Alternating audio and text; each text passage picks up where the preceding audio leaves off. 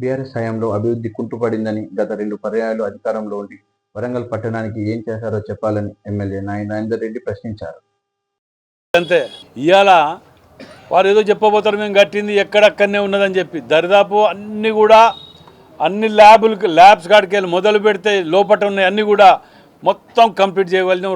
రెండు ఒకటి CT scan, 2 MRI. ఈ 2 రావాల్సిన వీటిని కూడా హై ఎండ్ అంటే హై ఎండ్. ఇదివరకు 1 పాయింట్ ఉంటే ఇవాళ 3 పాయింట్ చేంజ్ ఉన్న అటువంటి మిషనరీ హై ఎండ్ను కూడా లాంచ్ చేయడానికి సిద్ధం ఏర్పాటు చేసినాం. 2 months లోపల హ్యాండ్ ఓవర్ చేసే విధంగా డెడ్ లైన్ పెట్టడం జరిగింది. 2 నెలలలో అది ఒప్పచెప్పే విధంగా గవర్నమెంట్కు. మీరు ఇవాళ కూడా వెళ్ళి చూడండి, వారు లోపలి తిప్పాడు, ఏదో కింద చూస్తాడు, అటు ఇటు చూస్తాడు, ఏది అక్కడనే ఉంచాను, విస్మరించారు.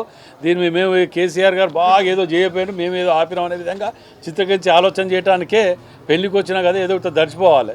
లోపలికి వెళ్దాం, వారు పోయి వచ్చిన తర్వాతనా రేపా ఎల్లుండ ఓ రోజు వెళ్దాం. లోపల ఉన్న స్టేటస్ చూడండి, కలర్లు కూడా బయటికి కూడా అయిపోవచ్చింది, కొంచెం 10-20% మిగిలింది. 2 నెలలలో ఈ మిషనరీ కూడా వివిధ దేశాల నుంచి రావాల్సిన మిషనరీ అది ఒక్కటే లేట్ అవటం తప్ప దరిదాపు అన్నీ కంప్లీట్ చేయగలిగినాం.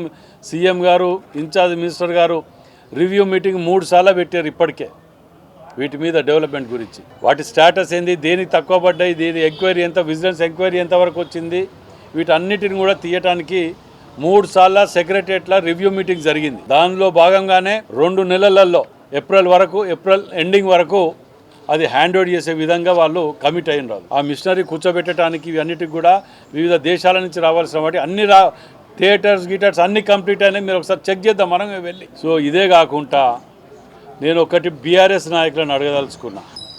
మీరందరూ కలిసి నిన్న ప్రెస్ మీట్ పెట్టి ముఖ్యమంత్రి రేవంత్ రెడ్డి గారు వచ్చిపోయిన దాని మీద మాట్లాడినారు కదా, మీ మనస్సాక్షిని అడిగి చెప్పండి. ఈ ఉమ్మడి వరంగల్ జిల్లాని నాశనం చేసేటప్పుడు ఈ ఒక్క టీము ఏ రోజైనా నిధుల గురించి ముఖ్యమంత్రి గారి దగ్గరికి కానీ కనీసం కేటీఆర్ దగ్గరికి కానీ పోయి ఏ రోజైనా ధైర్యం చేసి ఇది కావాలని అడిగినరా? సిద్దిపేటకు అటు అన్ని తరలించుకుంటూ పోతుంటే నిన్న కూర్చున్న ఆ బ్లేడ్ బ్యాచ్కు నేను సూటిగా అడుగుతున్నా, మీరు ఎన్ని తెచ్చిర్రో లెక్క పెట్టుకొని రండి నిధులు. ఈ 10 ఏళ్ళల్లో మేము ఈ 2 ఏళ్ళల్లో తెచ్చిన నిధులన్నీ ఇన్ఫర్మేషన్ యాక్ట్ మినిట్స్ బుక్లో ఉండేటువంటివి ఎక్కడైతే ఎంటర్ అవుతాయో జీవో ప్రకారం అన్ని ప్రకారంలోకి వెళ్ళి తీసుకొని కాడ కూర్చుందాం, చర్చకు రండి. నేను అన్ని తీసుకొని వస్తా, ఒక్కనే వస్తా నేను. మీరు ఇంకా 10 మంది రండి కలిసి దాని మీద మీ సాక్షిగా చర్చకు కూర్చుందాం.